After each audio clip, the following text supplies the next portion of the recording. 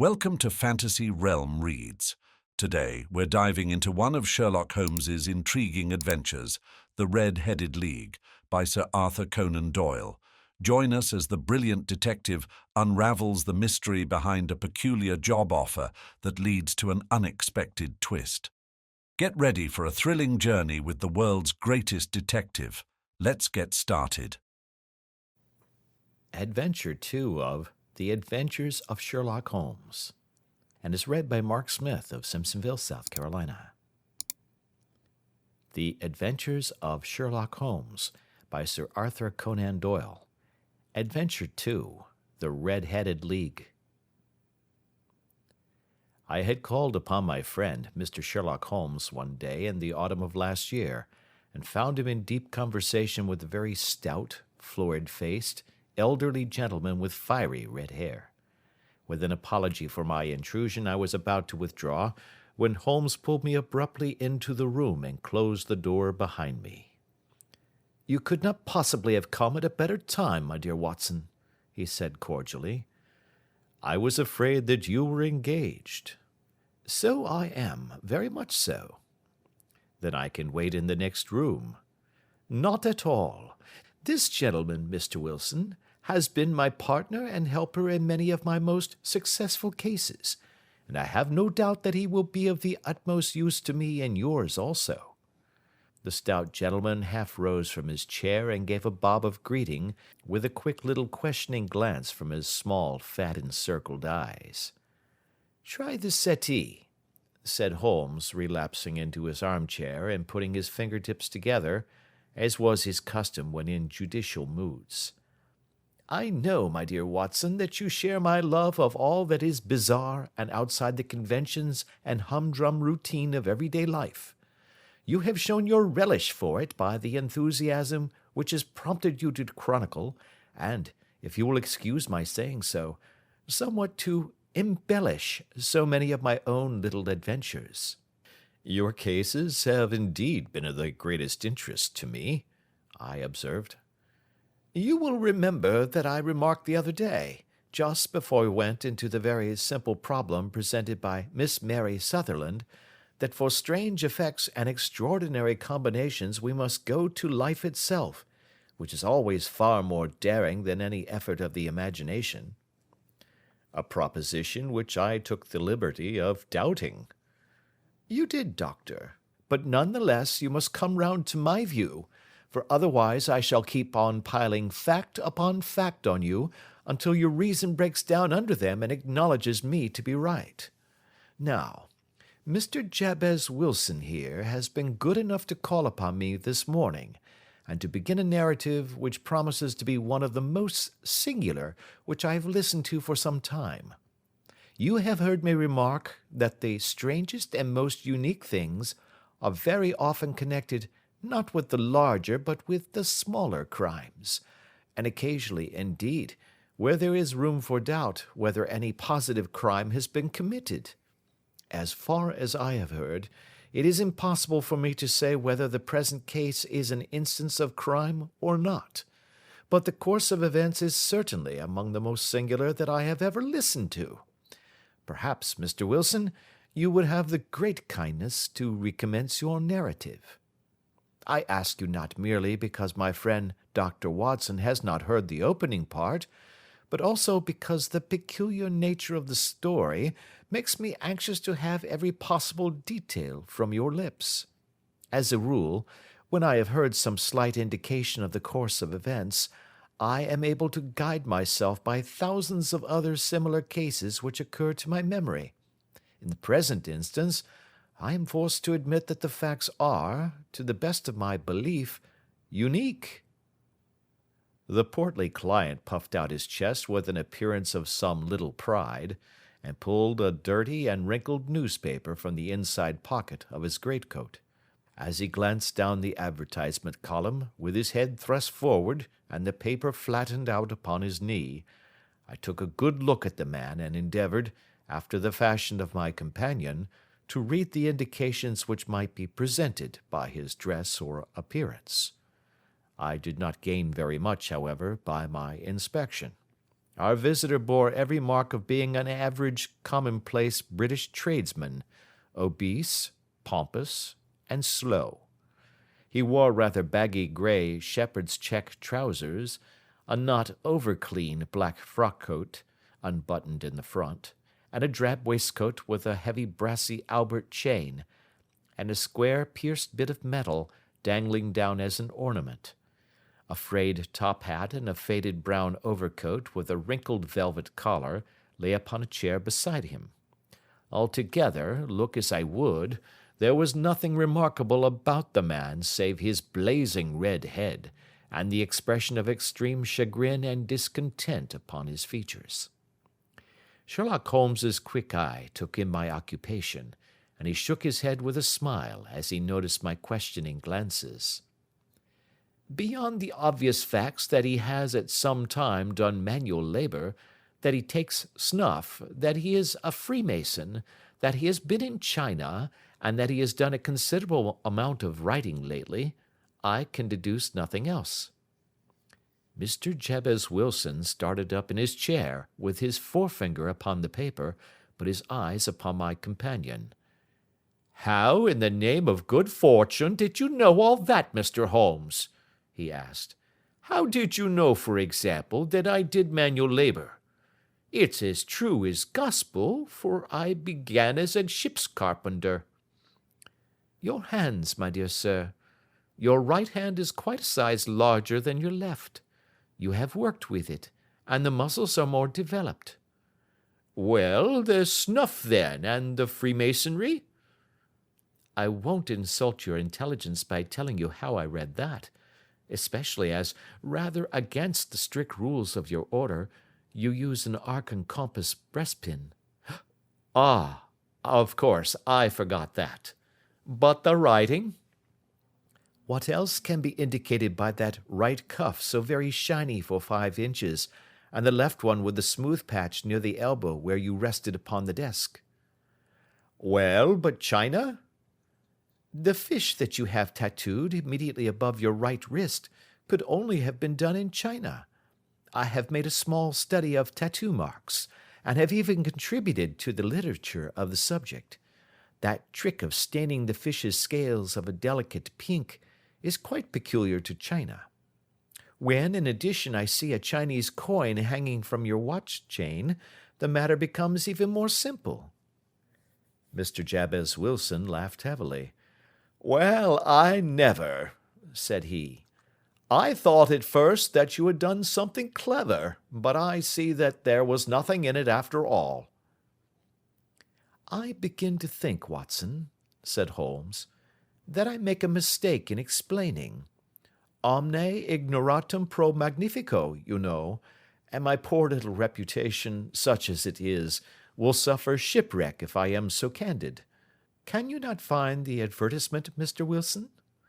"Yes, I have got it now," he answered with his thick red finger planted halfway down the column. "Here it is. This is what began it all. You just read it for yourself, sir." I took the paper from him and read as follows: "To the Red-Headed League. On account of the bequest of the late Ezekiah Hopkins, of Lebanon, Pennsylvania, USA, there is now another vacancy open which entitles a member of the League to a salary of £4 a week for purely nominal services. All red-headed men who are sound in body and mind, and above the age of 21 years, are eligible. Apply in person on Monday at 11 o'clock to Duncan Ross at the offices of the League, 7 Pope's Court, Fleet Street." "What on earth does this mean?" I ejaculated after I had twice read over the extraordinary announcement. Holmes chuckled and wriggled in his chair, as was his habit when in high spirits. "It is a little off the beaten track, isn't it?" said he.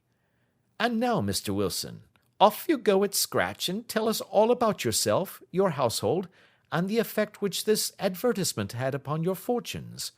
You will first make a note, Doctor, of the paper and the date." "It is the Morning Chronicle of April 27, 1890, just 2 months ago." "Very good. Now, Mr. Wilson?"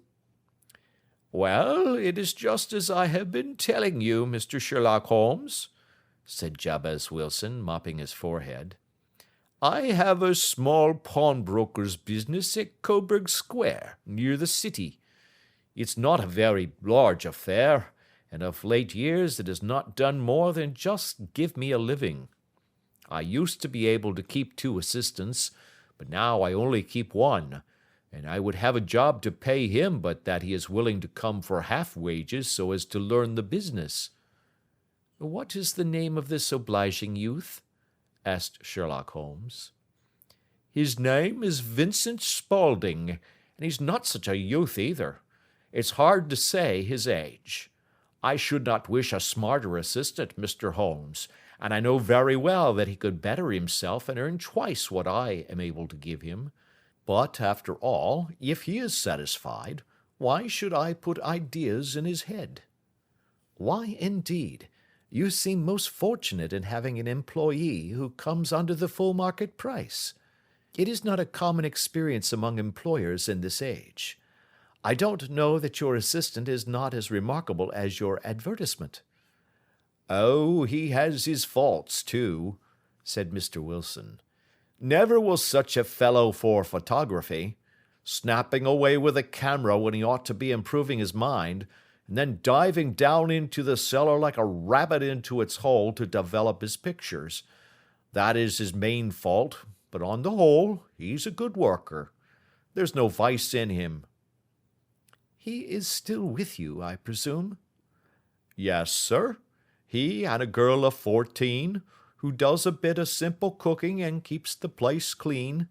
That's all I have in the house, for I am a widower and never had any family.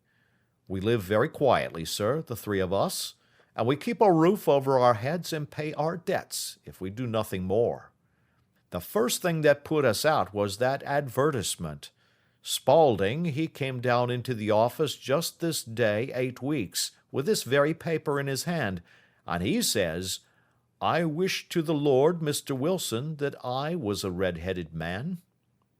'Why that?' I asks. 'Why,' says he, 'here's another vacancy on the League of the Red-Headed Men. It's worth quite a little fortune to any man that gets it, and I understand that there are more vacancies than there are men, so that the trustees are at their wits' end what to do with the money. If my hair would only change color, here's a nice little crib all ready for me to step into.' 'Why, what is it, then?' I asked. You see, Mr. Holmes, I am a very stay-at-home man, and as my business come to me instead of my having to go to it, I was often weeks on end without putting my foot over the doormat. In that way, I didn't know much of what was going on outside, and I was always glad of a bit of news. Have you never heard of the League of the Red-Headed Men?' he asked with his eyes open. 'Never.' 'Why, I wonder at that, for you are eligible yourself for one of the vacancies.'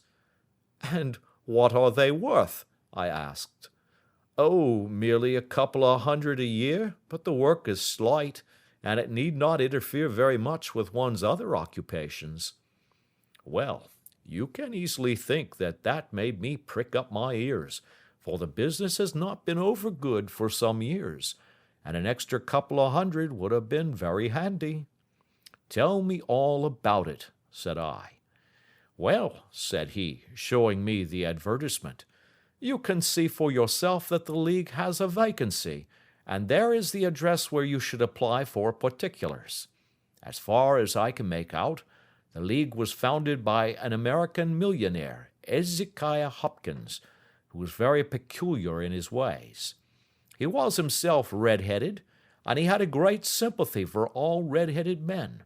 So, when he died, it was found that he had left his enormous fortune in the hands of trustees, with instructions to apply the interest to the providing of easy berths to men whose hair is of that color. From all I hear, it is splendid pay and very little to do.'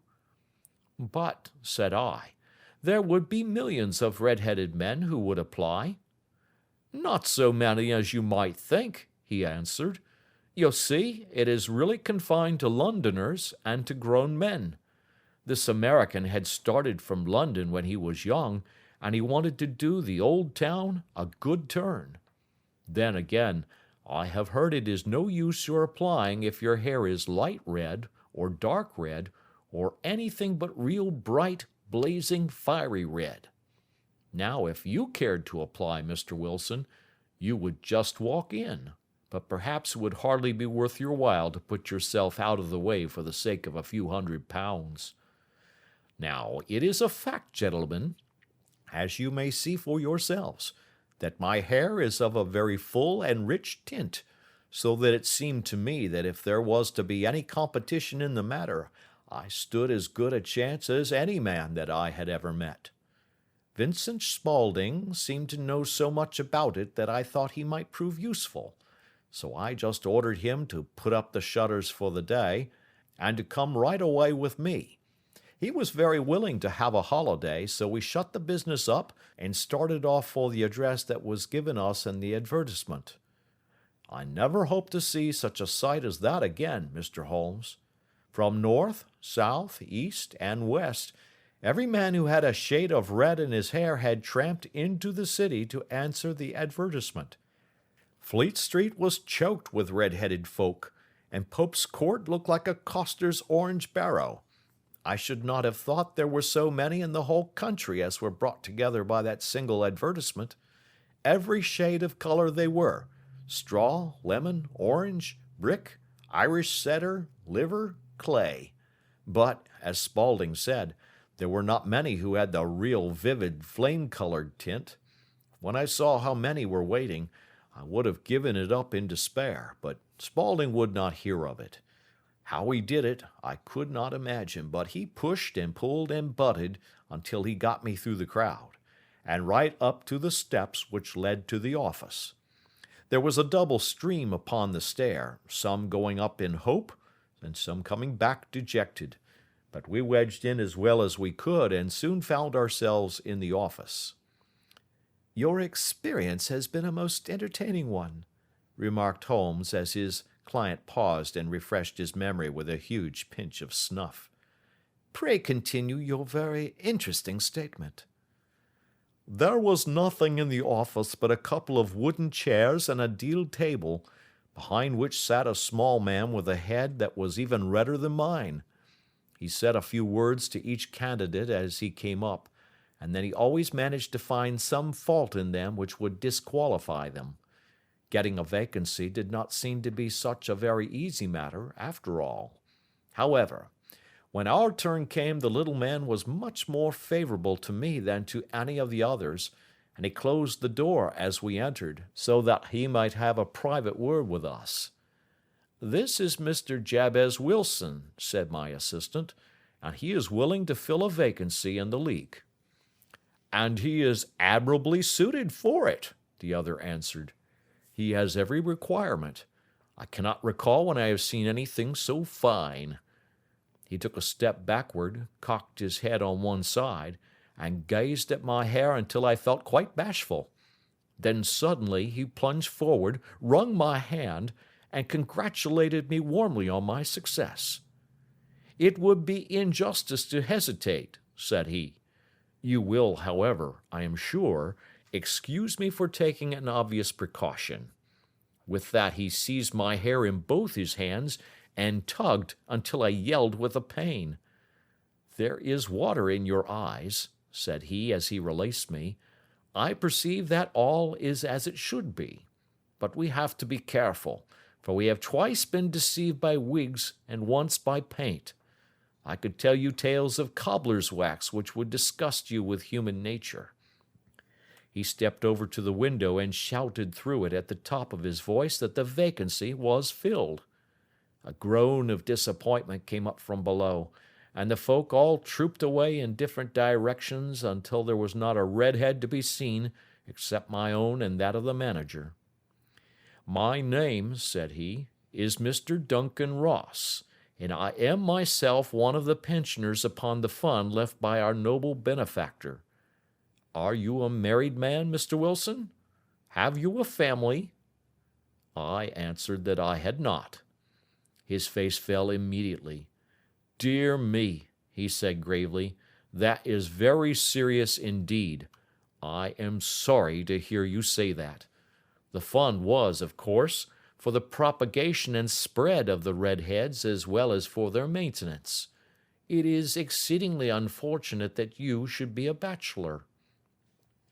My face lengthened at this, Mr. Holmes, for I thought that I was not to have the vacancy after all, but after thinking it over for a few minutes he said that it would be all right.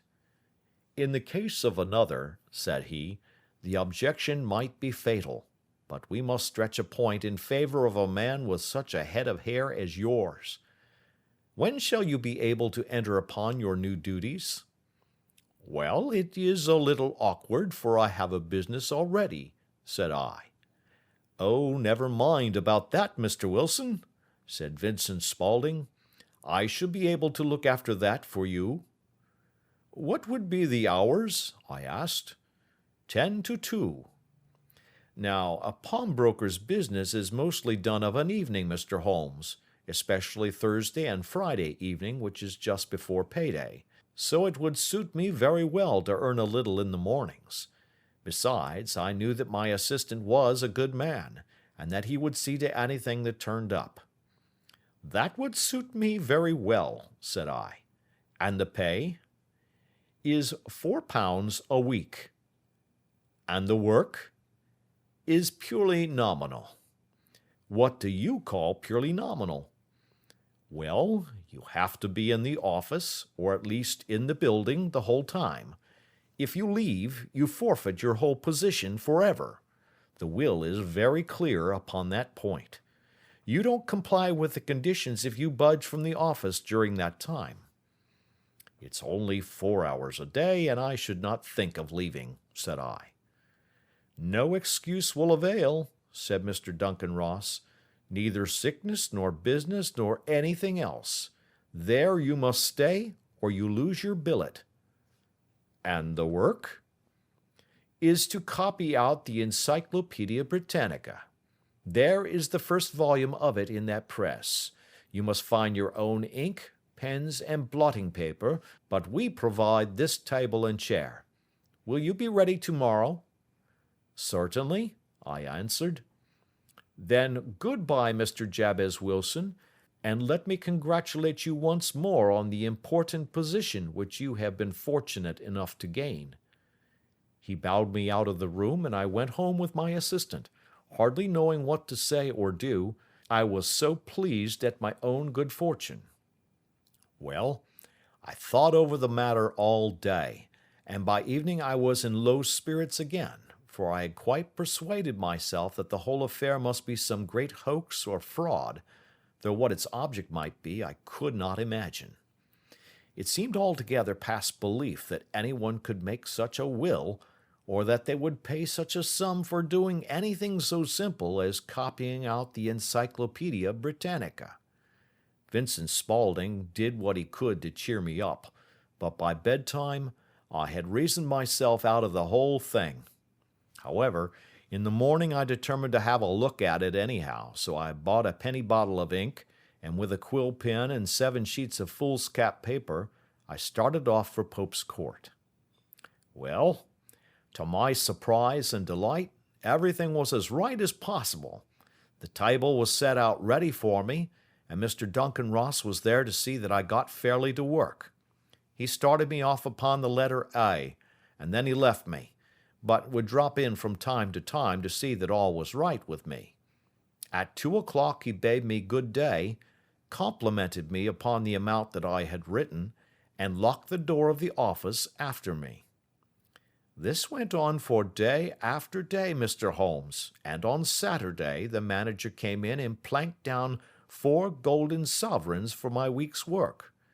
It was the same next week, and the same the week after.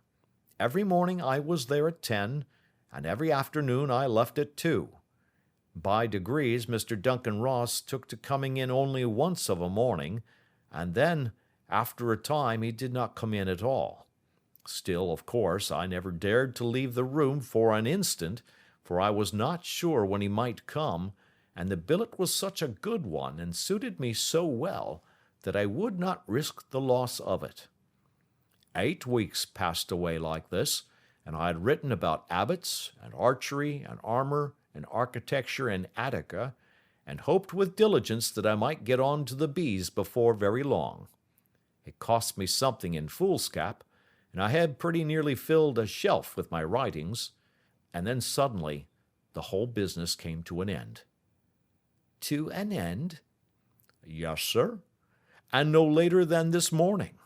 I went to my work as usual at 10 o'clock, but the door was shut and locked, with a little square of cardboard hammered on to the middle of the panel with a tack. Here it is, and you can read for yourself. He held up a piece of white cardboard about the size of a sheet of notepaper. It read in this fashion: "The Red-Headed League is dissolved. October 9, 1890. Sherlock Holmes and I surveyed this curt announcement and the rueful face behind it, until the comical side of the affair so completely overtopped every other consideration that we both burst out into a roar of laughter. "I cannot see that there is anything very funny," cried our client, flushing up to the roots of his flaming head. "If you can do nothing better than laugh at me, I can go elsewhere." "No, no," cried Holmes, shoving him back into the chair from which he had half risen. "I really wouldn't miss your case for the world. It is most refreshingly unusual. But there is, if you will excuse my saying so, something just a little funny about it. Pray, what steps did you take when you found the card upon the door?" "I was staggered, sir. I did not know what to do. Then I called at the offices round, but none of them seemed to know anything about it.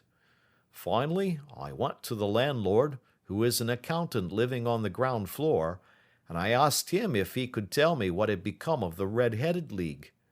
He said that he had never heard of any such body. Then I asked him who Mr. Duncan Ross was. He answered that the name was new to him. "Well," said I, "the gentleman at number 4. "What, the red-headed man?" "Yes." "Oh," said he, "his name was William Morris. He was a solicitor and was using my room as a temporary convenience until his new premises were ready. He moved out yesterday." "Where could I find him?" "Oh, at his new offices? He did tell me the address. Yes, 17 King Edward Street, near St. Paul's." I started off, Mr. Holmes, but when I got to that address it was a manufactory of artificial kneecaps, and no one in it had ever heard of either Mr. William Morris or Mr. Duncan Ross. "And what did you do then?" asked Holmes. "I went home to Saxe-Coburg Square, and I took the advice of my assistant, but he could not help me in any way. He could only say that if I waited I should hear by post. But that was not quite good enough, Mr. Holmes. I did not wish to lose such a place without a struggle, so, as I have heard that you were good enough to give advice to poor folk who were in need of it, I came right away to you." "And you did very wisely," said Holmes. "Your case is an exceedingly remarkable one, and I shall be happy to look into it. From what you have told me, I think it is possible that graver issues hang from it than might at first sight appear."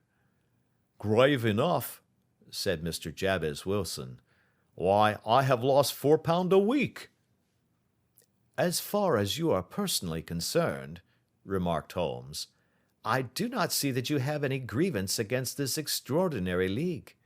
On the contrary, you are, as I understand, richer by some £30, to say nothing of the minute knowledge which you have gained on every subject which comes under the letter A. You have lost nothing by them." "No, sir, but I want to find out about them, and who they are, and what their object was in playing this prank, if it was a prank, upon me. It was a pretty expensive joke for them, for it cost them £32. "We shall endeavour to clear up these points for you. And first, One or two questions, Mr. Wilson. This assistant of yours, who first called your attention to the advertisement, how long has he been with you? About a month then. How did he come? In answer to an advertisement. Was he the only applicant? No, I had a dozen. Why did you pick him? Because he was handy and would come cheap. At half wages, in fact. Yes. What is he like, this Vincent Spaulding?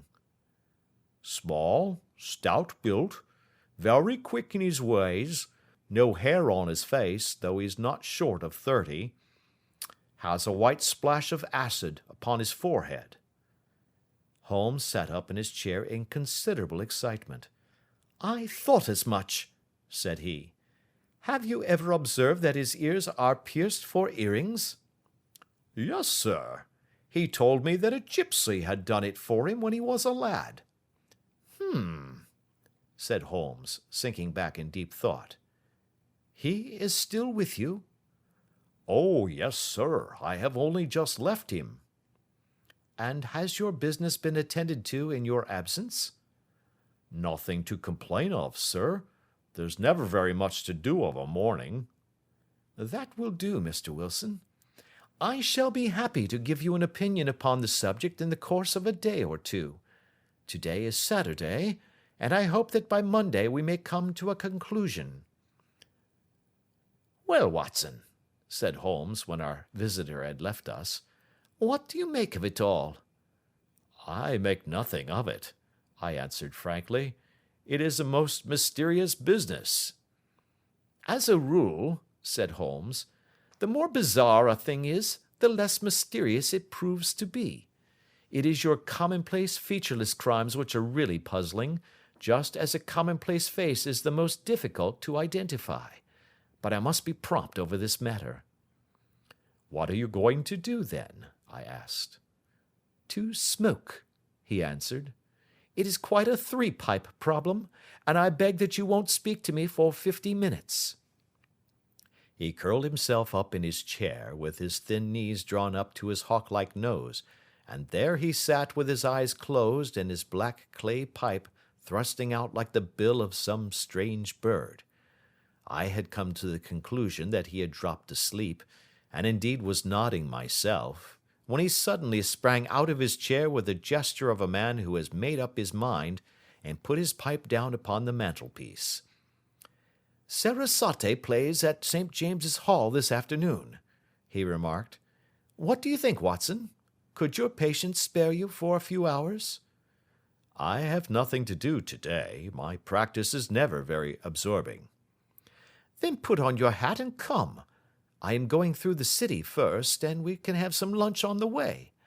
I observe that there is a good deal of German music on the programme, which is rather more to my taste than Italian or French. It is introspective, and I want to introspect. Come along. We travelled by the Underground as far as Aldersgate, and a short walk took us to Saxe Coburg Square, the scene of the singular story which we had listened to in the morning. It was a poky, little, shabby, genteel place, where 4 lines of dingy, 2-storied brick houses looked out into a small railed-in enclosure, where a lawn of weedy grass and a few clumps of faded laurel bushes made a hard fight against a smoke-laden and uncongenial atmosphere. 3 gilt balls and a brown board with Jabez Wilson in white letters upon a corner house announced the place where our red-headed client carried on his business. Sherlock Holmes stopped in front of it with his head on one side and looked it all over, with his eyes shining brightly between puckered lids. Then he walked slowly up the street and then down again to the corner, still looking keenly at the houses. Finally he returned to the pawnbroker's, and, having thumped vigorously upon the pavement with his stick 2 or 3 times, he went up to the door and knocked. It was instantly opened by a bright-looking, clean-shaven young fellow who asked him to step in. "Thank you," said Holmes. "I only wish to ask you how you would go from here to the Strand." "Third right, fourth left," answered the assistant promptly, closing the door. Smart fellow, that, observed Holmes as we walked away. He is, in my judgment, the fourth smartest man in London, and for daring I am not sure that he has not a claim to be third. I have known something of him before. Evidently, said I, Mr. Wilson's assistant counts for a good deal in this mystery of the Red-Headed League. I am sure that you inquired your way merely in order that you might see him. Not him. What then? The knees of his trousers. And what did you see? What I expected to see. Why did you beat the pavement? My dear doctor, this is a time for observation, not for talk. We are spies in an enemy's country. We know something of Saxe-Coburg Square. Let us now explore the parts which lie behind it. The road in which we found ourselves as we turned round the corner from the retired Saxe-Coburg Square presented as great a contrast to it as the front of a picture does to the back. It was one of the main arteries which conveyed the traffic of the city to the north and west. The roadway was blocked with the immense stream of commerce flowing in a double tide inward and outward, while the footpaths were black with the hurrying swarm of pedestrians. It was difficult to realize, as we looked at the line of fine shops and stately business premises, that they really abutted on the other side upon the faded and stagnant square which we had just quitted. Let me see, said Holmes, standing at the corner and glancing along the line. I should like just to remember the order of the houses here. It is a hobby of mine to have an exact knowledge of London. There is Mortimer's, the tobacconist, the Coburg branch of the City and Suburban Bank, the Vegetarian Restaurant, and McFarlane's carriage-building depot. That carries us right on to the other block. And now, Doctor, we've done our work, so it's time we had some play. A sandwich and a cup of coffee, and then off to Violin Land, where all is sweetness and delicacy and harmony, and there are no red-headed clients to vex us with their conundrums. My friend was an enthusiastic musician, being himself not only a very capable performer, but a composer of no ordinary merit. All the afternoon he sat in the stalls, wrapped in the most perfect happiness, gently waving his long, thin fingers in time to the music, while his gently smiling face and his languid, dreamy eyes were as unlike those of Holmes the sleuth-hound, Holmes the relentless, keen-witted, ready-handed criminal agent, as it was possible to conceive. In his singular character, the dual nature alternately asserted itself, and his extreme exactness and astuteness represented, as I have often thought, the reaction against the poetic and contemplative mood which occasionally predominated in him. The swing of his nature took him from extreme languor to devouring energy, and as I knew well, he was never so truly formidable as when, for days on end, he had been lounging in his armchair amid his improvisations and his black-letter editions. Then it was that the lust of the chase would suddenly come upon him, and that his brilliant reasoning power would rise to the level of intuition, until those who were unacquainted with his methods would look askance at him as on a man whose knowledge was not that of other mortals. When I saw him that afternoon so enwrapped in the music at St. James's Hall, I felt that an evil time might be coming upon those whom he had set himself to hunt down. You want to go home, no doubt, Doctor? He remarked as we emerged. Yes, it could be as well. And I have some business to do which will take some hours. This business at Coburg Square is serious. Why serious? A considerable crime is in contemplation. I have every reason to believe that we shall be in time to stop it. But today being Saturday rather complicates matters. I shall want your help tonight. At what time? 10 will be early enough. I shall be at Baker Street at 10. Very well. And, I say, Doctor, there may be some little danger, so kindly put your army revolver in your pocket. He waved his hand, turned on his heel, and disappeared in an instant among the crowd. I trust that I am not more dense than my neighbors, but I was always oppressed with a sense of my own stupidity in my dealings with Sherlock Holmes. Here I had heard what he had heard, I had seen what he had seen, and yet from his words it was evident that he saw clearly not only what had happened, but what was about to happen, while to me the whole business was still confused and grotesque. As I drove home to my house in Kensington, I thought over it all, with the extraordinary story of the red-headed copier of the encyclopedia, down to the visit to Saxe-Coburg Square, and the ominous words with which he had parted from me.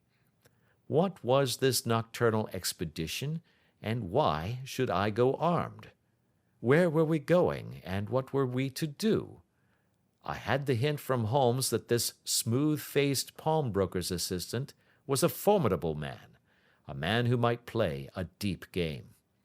I tried to puzzle it out, but only gave it up in despair and set the matter aside until night should bring an explanation.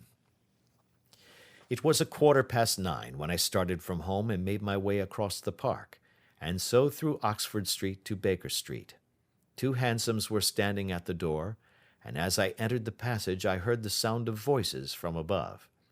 On entering his room, I found Holmes in animated conversation with 2 men, one of whom I recognized as Peter Jones, the official police agent, while the other was a long, thin, sad-faced man with a very shiny hat and oppressively respectable frock coat. "Ha! Our party is complete," said Holmes, buttoning up his pea-jacket and taking his heavy hunting crop from the rack. "Watson, I think you know Mr. Jones of Scotland Yard? Let me introduce you to Mr. Merryweather, who is to be our companion in tonight's adventure." "We're hunting in couples again, Doctor, you see," said Jones in his consequential way. "Our friend here is a wonderful man for starting a chase. All he wants is an old dog to help him do the running down." "I hope a wild goose may not prove to be the end of our chase," observed Mr. Merryweather gloomily. "You may place considerable confidence in Mr. Holmes, sir," said the police agent loftily. "He has his own little methods, which are, if you won't mind my saying so, just a little too theoretical and fantastic, but he has the makings of a detective in him. It is not too much to say that once or twice, as in that business of the Sholto murder and the Agra treasure, he has been more nearly correct than the official force." "Oh, if you say so, Mr. Jones, it is all right," said the stranger with deference. "Still, I confess that I miss my rubber. It is the first Saturday night for 27 years that I have not had my rubber." "I think you will find," said Sherlock Holmes, "that you will play for a higher stake tonight than you have ever done yet, and that the play will be more exciting. For you, Mr. Merryweather, the stake will be some £30,000, and for you, Jones, it will be the man upon whom you wish to lay your hands." "John Clay, the murderer, thief, smasher, and forger. He's a young man, Mr. Merryweather, but he is at the head of his profession, and I would rather have my bracelets on him than on any criminal in London. He's a remarkable man, is young John Clay. His grandfather was a royal duke, and he himself has been to Eton and Oxford. His brain is as cunning as his fingers, and though we meet signs of him at every turn, we never know where to find the man himself. He'll crack a crib in Scotland one week, and be raising money to build an orphanage in Cornwall the next. I've been on his track for years and have never set eyes on him yet." "I hope that I may have the pleasure of introducing you tonight. I've had 1 or 2 little turns also with Mr. John Clay, and I agree with you that he is at the head of his profession. It is past 10, however, and quite time that we started. If you two will take the first hansom, Watson and I will follow in the second." Sherlock Holmes was not very communicative during the long drive and lay back in the cab humming the tunes which he had heard in the afternoon. We rattled through an endless labyrinth of gas-lit streets, until we emerged into Farrington Street. "We are close there now," my friend remarked. "This fellow Merryweather is a bank director, and personally interested in the matter. I thought it as well to have Jones with us also. He is not a bad fellow, though an absolute imbecile in his profession. He has one positive virtue. He is as brave as a bulldog, and as tenacious as a lobster if he gets his claws upon anyone. Here we are, and they are waiting for us." We had reached the same crowded thoroughfare in which we had found ourselves in the morning. Our cabs were dismissed, and following the guidance of Mr. Merryweather, we passed down a narrow passage and through a side door, which he opened for us. Within there was a small corridor, which ended in a very massive iron gate. This also was opened, and led down a flight of winding stone steps, which terminated at another formidable gate. Mr. Merryweather stopped to light a lantern, and then conducted us down a dark, earth-smelling passage, and so, after opening a third door, into a huge vault or cellar, which was piled all round with crates and massive boxes. "You are not very vulnerable from above," Holmes remarked as he held up the lantern and gazed about him.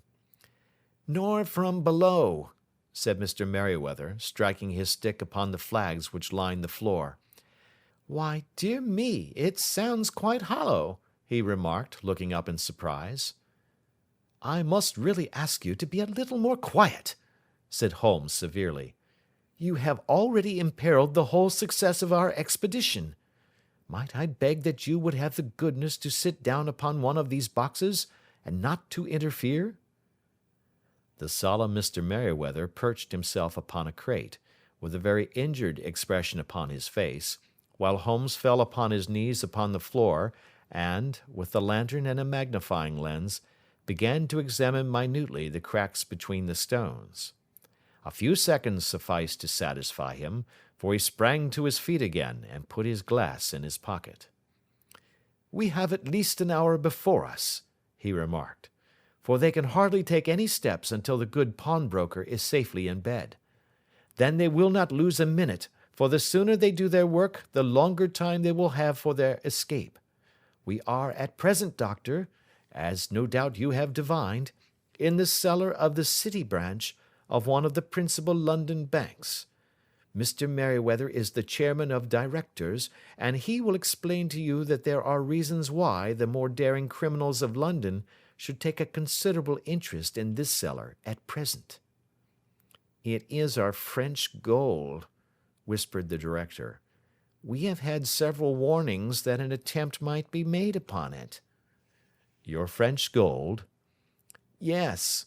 We had occasion some months ago to strengthen our resources, and borrowed for that purpose 30,000 Napoleons from the Bank of France. It has become known that we have never had occasion to unpack the money, and that it is still lying in our cellar. The crate upon which I sit contains 2,000 Napoleons packed between layers of lead foil. Our reserve of bullion is much larger at present than is usually kept in a single branch office, and the directors have had misgivings upon the subject." "Which were very well justified," observed Holmes. "And now it is time that we arranged our little plans. I expect that within an hour matters will come to a head. In the meantime, Mr. Merryweather, we must put the screen over that dark lantern." "And sit in the dark?" "I am afraid so. I had brought a pack of cards in my pocket, and I thought that, as we were a partie carrée, you might have your rubber after all. But I see that the enemy's preparations have gone so far that we cannot risk the presence of a light. And, first of all, we must choose our positions. These are daring men, and though we shall take them at a disadvantage, they may do us some harm unless we are careful. I shall stand behind this crate, and do you conceal yourselves behind those. Then, when I flash a light upon them, close in swiftly. If they fire, Watson, have no compunction about shooting them down." I placed my revolver, cocked, upon the top of the wooden case behind which I crouched. Holmes shot the slide across the front of his lantern and left us in pitch darkness. Such an absolute darkness as I have never before experienced. The smell of hot metal remained to assure us that the light was still there, ready to flash out at a moment's notice. To me, with my nerves worked up to a pitch of expectancy, there was something depressing and subduing in the sudden gloom, and in the cold, dank air of the vault. "They have but one retreat," whispered Holmes. "That is back through the house into Saxe Coburg Square. I hope that you have done what I asked you, Jones." "I have an inspector and 2 officers waiting at the front door." "Then we have stopped all the holes, and now we must be silent and wait." What a time it seemed! From comparing notes afterwards, it was but an hour and a quarter. Yet it appeared to me that the night must have almost gone, and the dawn be breaking above us. My limbs were weary and stiff, for I feared to change my position, yet my nerves were worked up to the highest pitch of tension, and my hearing was so acute that I could not only hear the gentle breathing of my companions, but I could distinguish the deeper, heavier in-breath of the bulky Jones from the thin, sighing note of the bank director. From my position I could look over the case in the direction of the floor. Suddenly, my eyes caught the glint of a light. At first it was but a lurid spark upon the stone pavement. Then it lengthened out until it became a yellow line, and then, without any warning or sound, a gash seemed to open, and a hand appeared, a white, almost womanly hand, which felt about in the center of the little area of light. For a minute or more the hand, with its writhing fingers, protruded out of the floor. Then it was withdrawn as suddenly as it appeared, and all was dark again save the single lurid spark which marked a chink between the stones. Its disappearance, however, was but momentary. With a rending, tearing sound, one of the broad white stones turned over upon its side and left a square, gaping hole, through which streamed the light of a lantern. Over the edge there peeped a clean-cut, boyish face, which looked keenly about it, and then, with a hand on either side of the aperture, drew itself shoulder-high and waist-high, until one knee rested upon the edge. In another instant he stood at the side of the hole and was hauling after him a companion, lithe and small like himself, with a pale face, and a shock of very red hair. "It's all clear," he whispered. "Have you the chisel and the bags? Great Scott! Jump, Archie, jump, and I'll swing for it." Sherlock Holmes had sprung out and seized the intruder by the collar. The other dived down the hole, and I heard the sound of rending cloth as Jones clutched at his skirts. The light flashed upon the barrel of a revolver, but Holmes's hunting crop came down on the man's wrist, and the pistol clinked upon the stone floor. "It's no use, John Clay," said Holmes blandly. "You have no chance at all." "So I see," the other answered with the utmost coolness. "I fancy that my pal is all right, though I see you have got his coat-tails." "There are 3 men waiting for him at the door," said Holmes. "Oh, indeed. You seem to have done the thing very completely. I must compliment you." "And I you," Holmes answered. "Your red-headed idea was very new and effective." "You'll see your pal again presently," said Jones. "He's quicker at climbing down holes than I am. Just hold out while I fix the derbies." "I beg that you will not touch me with your filthy hands," remarked our prisoner as the handcuffs clattered upon his wrist. "You may not be aware that I have royal blood in my veins. Have the goodness also, when you address me, always to say sir and please." "All right," said Jones with a stare and a snigger. "Well, would you please, sir, march upstairs where we can get a cab to carry your highness to the police station?" "That is better," said John Clay serenely. He made a sweeping bow to the 3 of us and walked quietly off in the custody of the detective. "Really, Mr. Holmes," said Mr. Merryweather, as we followed them from the cellar, "I do not know how the bank can thank you or repay you. There is no doubt that you have detected and defeated in the most complete manner one of the most determined attempts at bank robbery that have ever come within my experience." "I have had one or two little scores of my own to settle with Mr. John Clay," said Holmes. "I have been at some small expense over this matter, which I shall expect the bank to refund, but beyond that I am amply repaid by having had an experience which is in many ways unique, and by hearing the very remarkable narrative of the Red-Headed League. You see, Watson," he explained in the early hours of the morning, as we sat over a glass of whiskey and soda in Baker Street, "it was perfectly obvious from the first that the only possible object of this rather fantastic business of the advertisement of the League and the copying of the encyclopedia must be to get this not over-bright pawnbroker out of the way for a number of hours every day. It was a curious way of managing it, but really it would be difficult to suggest a better. The method was no doubt suggested to Clay's ingenious mind by the colour of his accomplice's hair. The £4 a week was a lure which must draw him, and what was it to them, who were playing for thousands? They put in the advertisement, one rogue has the temporary office, the other rogue incites the man to apply for it, and together they manage to secure his absence every morning in the week. From the time that I heard of the assistant having come for half wages, it was obvious to me that he had some strong motive for securing the situation." "But how could you guess what the motive was?"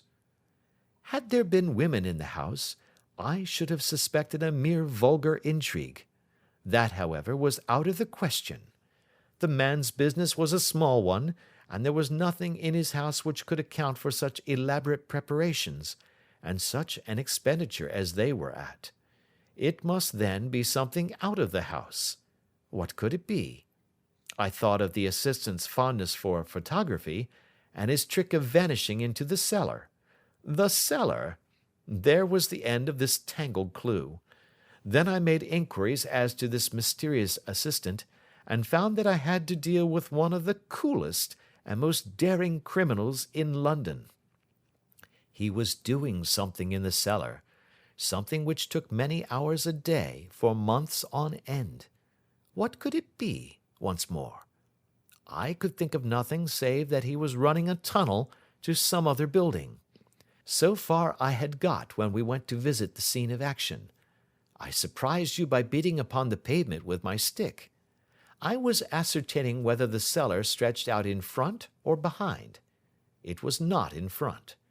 Then I rang the bell, and as I hoped, the assistant answered it. We have had some skirmishes, but we had never set eyes upon each other before. I hardly looked at his face. His knees were what I wished to see. You must yourself have remarked how worn, wrinkled, and stained they were. They spoke of those hours of burrowing. The only remaining point was what they were burrowing for. I walked round the corner, saw the City and Suburban Bank abutted on our friend's premises, and felt that I had solved my problem.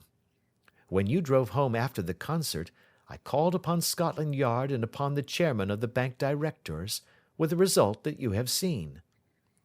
"And how could you tell that they would make their attempt tonight?" I asked. "Well, when they closed their League offices, that was a sign that they cared no longer about Mr. Jabez Wilson's presence. In other words, that they had completed their tunnel.